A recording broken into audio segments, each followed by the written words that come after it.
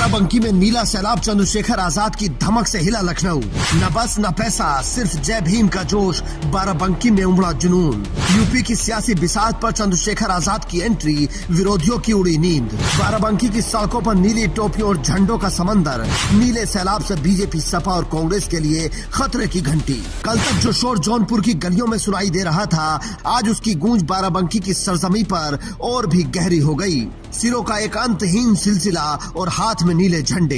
ये सिर्फ एक रैली नहीं, बल्कि एक नीला सैलाब है जिसने यूपी की सियासी बिसात पर खलबली मचा दी है। बाराबंकी में उमड़े इस जन सैलाब ने ये साफ कर दिया है कि अब सियासत के पुराने समीकरण बदलने वाले हैं। इस दौरान चंद्रशेखर आजाद ने कहा कि 2006 के बाद से जिन पार्टियों ने काशीराम साहब का नाम तक नहीं लिया, वो अब उनके कार्यक्रम कर रही हैं। ये आजाद समाज पार्टी के बढ़ते राजनीतिक प्रभाव के कारण हो रहा है। आज कांग्रेस, समाजवादी पार्टी, बीजेपी और अन्य पार्टियां काशीराम की जयंती मनाने का काम कर रही हैं। क्या मजबूरी थी कि काशीराम अब तक दिखाई नहीं दिए? चुनाव आ रहा है और उन्हें वोट चाहिए, इसलिए याद कर रहे हैं। माननीय साहब श्री काशीराम 2006 में हमारे बीच से चले गए थे।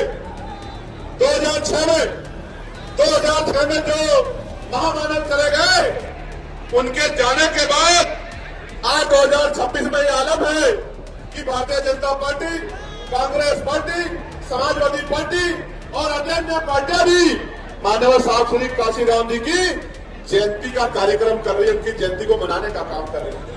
मैं इसके लिए आपको बधाई देता हूं। 2006 में जो व्यक्ति चला गया, उसके बाद 2026 में 20 साल बाद उनकी याद क्यों आई, इसके पीछे एक कारण है, मैं आपको बताना चाहता हूं।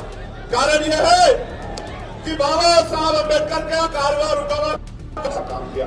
आज हालत ऐसी आ गई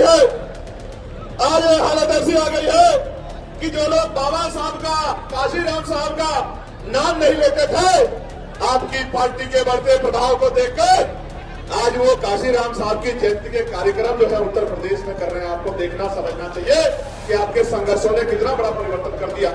प्यारे साथियों, बीजेपी, कांग्रेस और बीएसपी ये वो नाम है जो दशकों से यूपी की सत्ता और विपक्ष के केंद्र में रहे हैं, लेकिन चंद्रशेखर आजाद की इस भीड़ ने सभी को टेंशन में डाल दिया है। सियासत में धमकियां और विरोध आम बात है। हाल ही में करणी सेना जैसे संगठनों की ओर से जो धमकी दी गई थी, आज धमकी देने वाले छुटभैया नेता बाराबंकी की इस भीड़ को देखकर कहीं ओझल होते नजर आ रहे हैं। जब नीली शक्ति सड़कों पर उतरती है तो विरोध के स्वर अक्सर शांत हो जाते हैं। ये रैली संदेश दे रही है कि चंद्रशेखर आजाद अब सिर्फ एक आंदोलनकारी नहीं, बल्कि एक बड़े राजनीतिक नेता के रूप में स्थापित हो चुके हैं, जिन्हें नजरअंदाज करना किसी भी दल के लिए मुमकिन नहीं है। न कोई